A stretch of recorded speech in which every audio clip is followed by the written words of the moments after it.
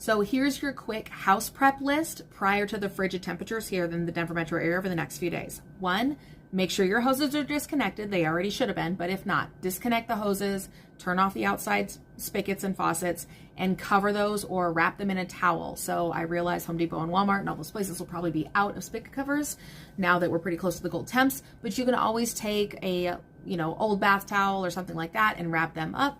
Just keep them insulated a little bit to give a little extra protection against the temperatures. So I'm going off my list.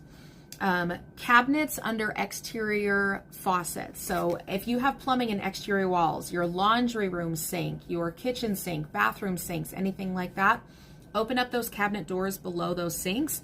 It will help maintain a warmer temperature around that plumbing. And if you want, go ahead and leave those faucets dripping. I know some people like to do that. Some people don't.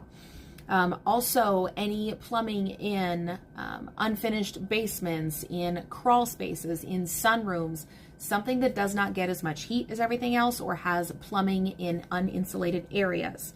So we have property with a sunroom that has a crawl space underneath. So I'm letting my tenants know, please leave that faucet dripping. Please make sure that the crawl space door or cover from the basement is open to help get some extra heat in the crawl space, and leaving that faucet dripping to make sure that that's better insulated. Or if you can just valve off and shut that off and relieve some of the pressure on the faucet, that's a good idea too.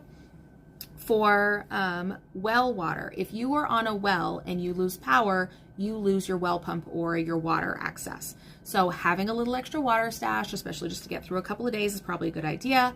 Fill them up, throw them in the fridge. If you want to, you can throw them in the freezer. That way, in case you lose power, you have, take that out and let it thaw, or it will help insulate your freezer.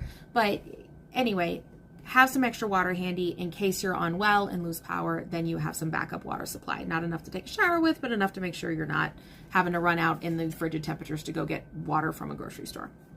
So, and if you have vacant properties, please make sure that you do this. You have a neighbor do this. You call your property management company do this, because that's the one thing you definitely don't want, is to have a vacant house with running water and nobody's there and everything's freezing, and that gets really expensive later to fix. So just a couple of reminders before the temperatures roll in later today.